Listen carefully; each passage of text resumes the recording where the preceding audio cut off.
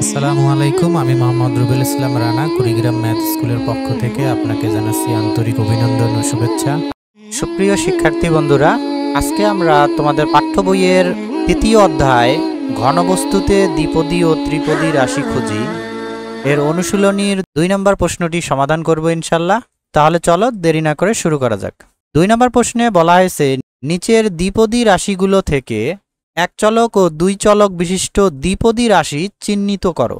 তো আমাদের দেখতে হবে যে এই দ্বিপদী রাশিগুলোর মধ্যে কোন কোন রাশিতে একটি চলক রয়েছে আর কোন কোন রাশিতে 2টি চলক রয়েছে, সেগুলো আলাদা করতে হবে। তো প্রথমে আমরা যদি ক নাম্বার অঙ্কটি খেয়াল করি, x+1। তো চলক বলতে অজ্ঞাত রাশি বোঝায়, যে রাশির মান জানা নেই। এখানে x রয়েছে যার মান আমরা জানি না। এখানে একটি মাত্র চলক রয়েছে x। সাধারণত ইংরেজির ছোট হাতের যে অক্ষরগুলো আছে x, y, z, এগুলোকে চলক হিসেবে ব্যবহার করা হয়ে থাকে। এই রাশিতে পদ রয়েছে 2টি, একটি x আর একটি হলো 1, কিন্তু চলক রয়েছে একটি, সেটা হলো x। তাহলে আমরা লিখতে পারি এখানে একটি মাত্র চলক রয়েছে, তা হলো x।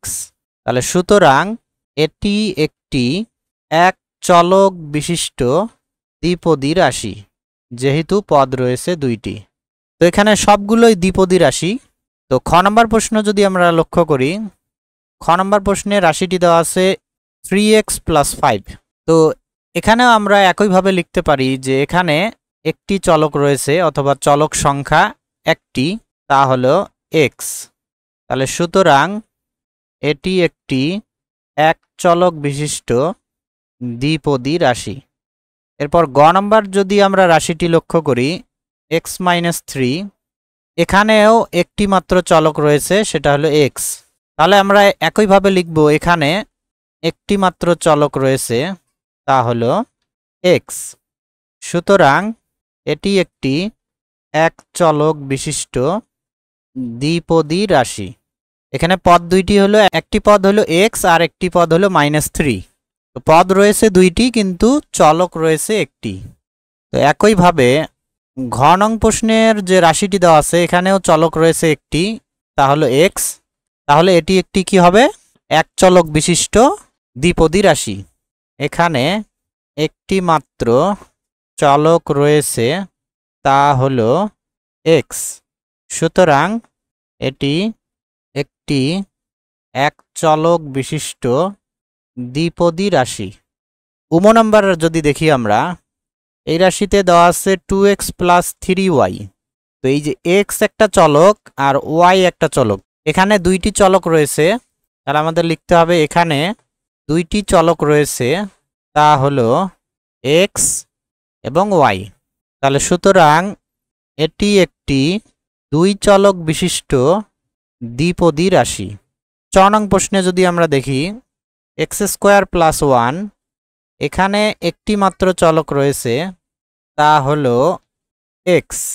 সুতরাং এটি একটি এক চলক বিশিষ্ট দ্বিপদী রাশি।